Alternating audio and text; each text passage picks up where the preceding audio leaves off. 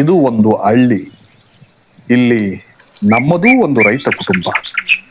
ನಾನು ಓದು ಮುಂದುವರಿಸಿದೆ. ತಮ್ಮ ಓದನ್ನು ಅರ್ಧಕ್ಕೆ ನಿಲ್ಲಿಸಿ ಕೃಷಿ ಕಾರ್ಯದಲ್ಲಿ ತೊಡಗಿಕೊಂಡ. ತಮ್ಮನ ಮೇಲೆ ಅತಿಯಾದ ಪ್ರೀತಿ. ಬಿಡುವಿನ ವೇಳೆಯಲ್ಲಿ ಎಲ್ಲಾ ಕೆಲಸಗಳಲ್ಲೂ ತಮ್ಮನೊಂದಿಗೆ ಜೊತೆಯಾಗಿ ನಿಲ್ಲುತ್ತಿದ್ದೆ.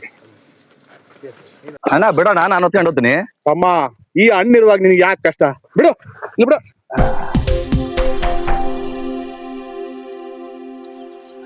ಏ ಪುಟ್ಟಣ್ಣ ಬಿಡೋಣ.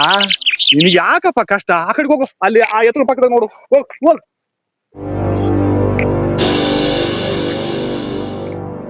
ಒಬ್ಬರಿಗೊಬ್ಬರು ಬಿಟ್ಟಿರಲಾರದಂತೆ ಪ್ರೀತಿಯಿಂದ ಬಾಳಲಿ ಎಂದು ನಮ್ಮ ತಂದೆ ತಾಯಿ ನಮಗೆ ರಾಮಣ್ಣ ಲಕ್ಷ್ಮಣ್ಣ ಎಂದು ಹೆಸರಿಟ್ಟಿದ್ದರು.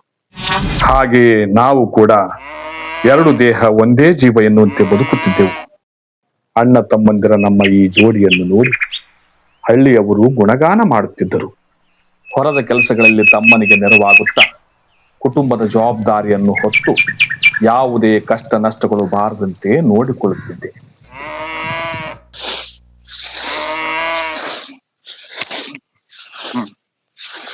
ನಾನು ತಂದ ನೀನು ಎತ್ಕೊಳಿಗೆ ಹಾಕು. ಹೆಂಗ್ ಹೋಯ್ತು?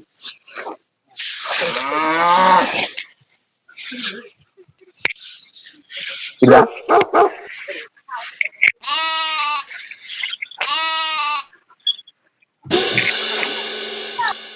ಅಲ್ಲಪ್ಪ ತಮ್ಮ, ಆ ರೆಡ್ಡಿ 5 ಎಕರೆ ಕುಂಟೆ ಹೊಡ್ಕೊಂಬ ಅಂತ ಹೇಳಿದ್ದಲ್ಲ, ಹೊಡ್ಕೊಂಬಂದೆ ಅಲ್ಲ? ನಿನ್ನೆ ಹೊಡ್ಕೊಂಬಂದಣ. 4 ಎಕರೆ ಮಳೆ ಬಂತು, ಎತ್ತುಗಳಿಗೆ ಮೇಕ್ ಹೋಗ್ಕೊಂಡು ಬಂದ್ಬಿಟ್ಟಣ. ಓ, ಮಳೆ ಒಂದ್ ದೊಡ್ಡ ಮಳೆ ಬರ್ಲಿಲ್ಲ? ಇಲ್ಲ ಅಣ್ಣ, ಅರ್ಗಲ್ದಂಗ ಬಂತು, ಅದಕ್ಕೆ ಬಂದ್ಬಿಟ್ಟಣ. ಆಯ್ತು, ಒಂದ್ ಕೆಲಸ ಮಾಡು. ನಾಳೆ ಸ್ವಲ್ಪ ಆರುಷ್ ಬಂದಿರುತ್ತೆ. ಬಸವಣ್ಣದ 3 ಎಕರೆ ಅದೊಂದ್ ಎಕರೆ ಹೊಡ್ಕೊಂಡು ಬಂದ್ಬಿಡು. ಆಯ್ತಣ್ಣ, ನಿನ್ನೆ ಇಷ್ಟದಂತ ನಾನು ಹೊಡ್ಕೊಂಡ್ ಬರ್ತೇನೆ. ನಾನ್ ಸ್ವಲ್ಪ ಸಂತೆ ಐತಿ, ಸಂತೆ ಮಾಡ್ಕೊಂಡ್ ಬರ್ತೀನಿ. ಆರಾಮಾಗಿ ಹೋಗೋಣ. ಆಯ್ತಾಯ್ತು. ತಮ್ಮ ಅಂದ್ರೆ ಹಿಂಗಿರ್ಬೇಕು. ಅಣ್ಣ ಏನಪ್ಪ? ಬರ್ತಾ 4 ಮಾವಿನ ಹಣ್ಣು ತಮ್ಮಣ್ಣ, ತಿಮ್ಮಂಗ ಐತೆ. ಆಯ್ತು ಬಿಡು, ಒಂದ್ 2 ಕೆಜಿ ಹಣ್ಣು ತಂದ್ರೆ ಆಯ್ತಲ್ಲ.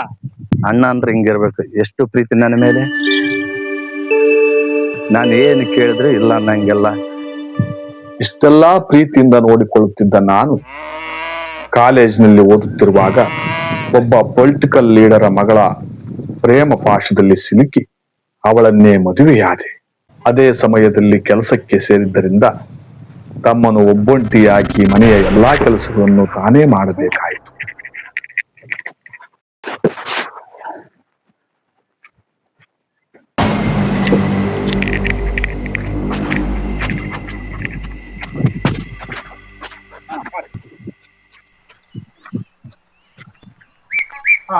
ಏ ಲಕ್ಷ್ಮಣ್ಣ, ಬಾಪ.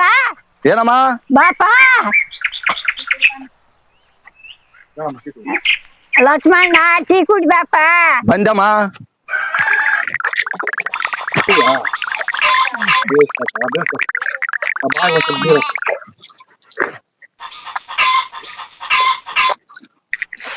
ಬಾಪ ಟೀ ಕುಡಿಯಕ್ಕೆ ಲಕ್ಷ್ಮಣ್ಣ. ಬಂದಮ್ಮ. ಏನು ಬಿಸಿಲು, ಏನ್ ಕತೆ, ಏನಮ್ಮ ಮಳೆಲ್ಲ, ಹೌದಪ್ಪ, ನೀರಿಲ್ಲ, ಏನ್ ಮಟ್ಟಿಗೆ, ಏನ್ ನೀರ, ಏನ್ ಟೀಯಮ್ಮ ಕೊಡು. ನೀರು ಕೋಪ ಅಣ್ಣ ಕಾಪಿ ಕುಡ್ದನಮ್ಮ. ಮಕ ತಕೊಂಡು ಕುಡ್ದು ಅಂದ್ರಪ್ಪ. ಏನಮ್ಮ ಇಷ್ಟೊತ್ತಾದ್ರೆ ಕಾಪಿ ಕುಡಿದಲ್ಲ? ಕುಡ್ದಿಲ್ಲ ಪಿನ್ನ ಅವ್ರು. ಮೊದ್ಲೆಲ್ಲ ಎದ್ದು ಕಸ ಪಸ ಬಳದು ಇಷ್ಟೊತ್ತಿ ಎಲ್ಲ ಕಾಪಿ ಕುಡಿತಿದ್ವಲ್ಲಮ್ಮ. ಹೊಸ್ದಾಗಿ ಮದುವೆ ಆಗ್ಯಾರಪ್ಪ, ಎದ್ದೇಳಿದ್ರು ಎತ್ತು ಕಮ್ಮಿ ಆತೈತಪ್ಪ. ಇನ್ನ ಹೊಸ್ತಾಗ ಏನಮ್ಮ ಮದುವೆಗೆ 2 ತಿಂಗಳಾಯ್ತು, ಇನ್ನ ಹೊಸ್ತಾಗಿ ಅಂತ ಹೇಳ್ತದೀಗ? 1 ವರ್ಷ ಆಗವರಿಗೆ ಅಷ್ಟ ಹೊಸ್ದಾಗಿ ಮದುವೆ ಆಗ್ಯಾರ ಅಂತ ಹೇಳೋದಪ್ಪ. ಅಂದ್ರೆ ಇನ್ನ 1 ವರ್ಷ ಎಂಡಗಸ ನಾನೇ ಬೆಳೆಯಬೇಕಮ್ಮ. 1 ವರ್ಷ ಅಲ್ಲ ನಿಂದಪ್ಪ. ಇದು ಒಳ್ಳೆ ಕತೆ ಆಯ್ತಲ್ಲಮ್ಮ. ಮದುವೆ ಆದಾರಲ್ಲ 7-8 ಗಂಟೆಗೆ ಎದ್ದಾಳ ಹಿಂಗಿದ್ರ ನನಗೂ ಮದುವೆ ಮಾಡಿಬಿಡಮ್ಮ. ಅದಂಗಪ್ಪ, ನೀನೊಂದು ನಿಮ್ಮಣ್ಣನ ತರ ಕೆಲ್ಸ ನೋಡ್ಕೊಂಡ್ರ ಮದುವೆ ಮಾಡ್ತನಪ್ಪ. ನಾನೇನ್ ಸುಮ್ನೆ ಕುಂತ್ಕೊಂಡಿನಮ್ಮ. ಬೆಳಗ್ಗಿಲಿಂದ ಸಾಯಂಕಾಲವರೆಗೆ ಒಂದೇ ರೀತಿ ಕೆಲಸ ಮಾಡ್ತಾ ಇದ್ದೀನಲ್ಲ. ಎಂಡಗಸ ಬಳದು, ನೀರ್ ತಂದಾಕಿ, ತೋಟಗಳಿಗೆಲ್ಲ ಕೆಲಸ ಒಂದೇ ರೀತಿ ಮಾಡ್ತನಲ್ಲಮ್ಮ. ತೋಟ ಅಂದ್ರ ನೆನ್ಪಾತಪ್ಪ. 10 ಜನನ ಕಳೆ ತೆಗ್ಯಾಕ ಕರ್ಕೊಂಡ್ ಹೋಗ್ಬೇಕಂತಪ್ಪ. ಎಲ್ಲುಂಡು ಹೋಗೋದ್ ಬಾಪ. ಹೋಗಮ್ಮ, ಬರ್ತೇನೆ. ಈಗ ಹೊಸದಾಗಿ ಮದುವೆ ಆದವರಿಗೆಲ್ಲ ಒಳ್ಳೆ ಊಟ ಮಾಡಿಸ್ತಾರೆ. 7-8 ಗಂಟೆಗೆ ಎದ್ದೇಳಕ್ ಬಿಡ್ತಾರೆ. ಅದಕ್ಕಾಗಿ ಹೊಸ್ತೆ ಮದುವೆ ಆದಾರಲ್ಲ ಗುಂಡು ಕಾಕ್ತಾರ.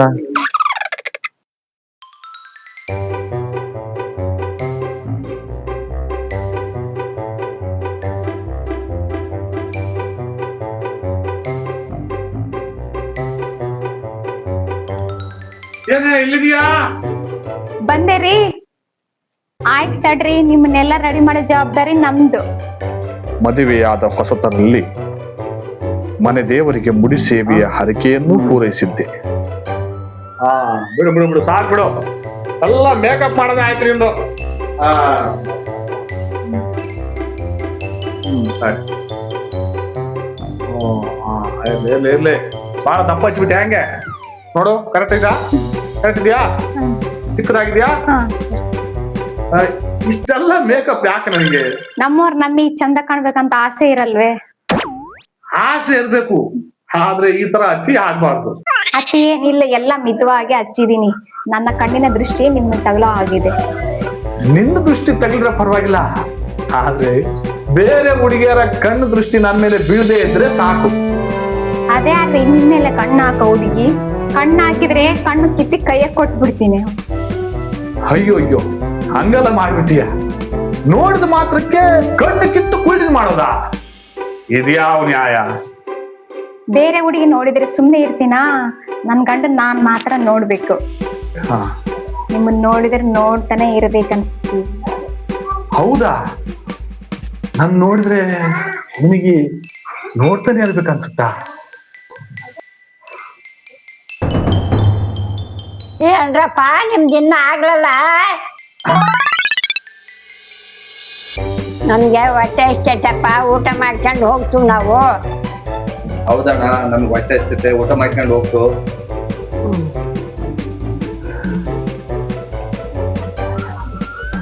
ಯಾವಾಗನ್ನ ಕೇಳಿ ಬಂದ್ಬಿಡ್ತಾರೆ ಶಿವ ಪೂಜೆಯಲ್ಲಿ ಕರಡಿ ಬಿಟ್ಟಂಗೆ. ಎರಡು ಕರಡಿಗಳು. ಹೌದೌದು, ನಾವು ವಿರಾಜಿಗಳು, ನೀವು ತೊಳಗು. ಮನ್ಯಾಗ ಮನುಷ್ಯರೇ ಇಲ್ಲ. ನೋಡ್ರಿ ನಾವು ತೋಳಗಳಂತೆ. ಹೋಗ್ಲಿ ಬಿಡೆ, ಅವರು ಹೊಟ್ಟೆ ಹಸ್ಕೊಂಡಿದ್ದಾರೆ, ಊಟ ನೀಡು ಹೋಗು. ನಾವು ಪ್ರಾಣಿಗಳಂತೆ. ನಾನು ಊಟನೂ ಬಡಿಸಲ್ಲ, ಊಟನೂ ಮಾಡಲ್ಲ. ಅದನ್ನೆಲ್ಲ ಮನ್ಸಿಗೆ ಹಚ್ಕೋಬೇಡ. ನನಗೆ ಟೈಮ್ ಆಗುತ್ತೆ. ಅವ್ರಿಗೆ ಊಟ ಬಡಿಸಿ ನೀನು ಊಟ ಮಾಡಿ ರೆಸ್ಟ್ ತಗೋ, ಹೋಗು. ರೆಸ್ಟಾ? ನನ್ನ ತೋಳ ಅಂದಿದ್ದಾರೆ, ನಾನು ತಿಂದು ಮಲ್ತಿನ ಅಂತ ಅರ್ಥನ? ಇಂತ ಮಾತಂದ್ಮೇಲೆ ನಾನು ಈ ಮನೆಯಲ್ಲಿ ಒಂದು ಕ್ಷಣನೂ ಇರಲ್ಲ.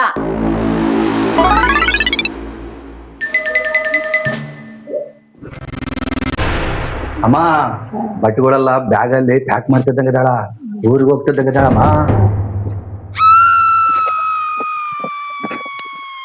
ಮೌಲ್ಯ ಮುಳ್ಬಾರ್ದಪ್ಪ, ಮಗ್ಗ ತಡೆ. ಏನೋ ಹೊರಗಿದ್ಯಪ್ಪ, ನೀನ್ ಹೆಂಡತಿ ಬಟ್ಟೆ ಹೊಡ್ಕೊಂಡು ಊರಿಗೆ ಹೋಗ್ತಾ ಇರ್ತಪ್ಪ. ಹೌದಾ? ಅದ್ ಹೆಂಗ್ ಊರಿಗೆ ಹೋಗ್ತಾಳ ನಾನು ನೋಡ್ತೀನಿ. ನಿಲ್ಲು. ಏನೋ ಗೊತ್ತಿಲ್ಲ ಅಂದ್ಬಿಟ್ನಮ್ಮ, ಮನೆ ಬಿಟ್ಟು ಹೋದ್ರೆ ಅಂತ. ನಿಮ್ಮಂತವರಿಂದ ಈ ಗಂಡ ಹೆಂಡತಿ ಸಂಬಂಧ ಅಗಲ್ತಾ ಇರೋದು. ನಾನು ಅಂತವಳಲ್ಲ, ನಾನ್ ಮನೆ ಬಿಟ್ಟು ಹೋಗಕ್ ಬಿಡಕ್ಕಲ್ಲ. ನೀನ್ ಯಾರು ನನ್ನ ತಡೆಯೋದಕ್ಕೆ? ಅಮ್ಮ,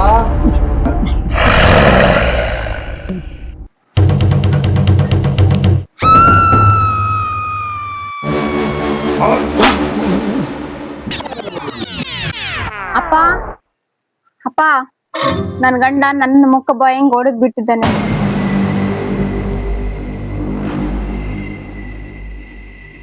ಏನಮ್ಮ, ಏನು ಹೇಳ್ತಾ ಇದೀಯಾ? ನನ್ನ ಮಗಳ ಒಡೆಯಷ್ಟು ಸೊಕ್ಕು ಬಂತೇನ ಅವನಿಗೆ? ಹೌದಪ್ಪ, ನೀನ್ ನಳೆಯ ಮೊದಲಿನ ತರ ಇಲ್ಲ. ಅವನು ಕೈಯಾಕ ಕೊಡು ಮೊದಲು ಫೋನು. ನನ್ನ ಒಡೆದ್ ಬಿಟ್ಟು ಏನು ಎತ್ತ ಅಂತ ಕೇಳ್ದೇನೆ ಡ್ಯೂಟಿಗೆ ಹೋಗ್ಬಿಟ್ಟಿದ್ದಾನಪ್ಪ. ಆಯ್ತಮ್ಮ, ನಾನೀಗ ತೋಟದಲ್ಲಿ ಅದೀನಿ, ಸಂಜೆಗೆ ಅಲ್ಲಿಗೆ ಬರ್ತೀನಿ.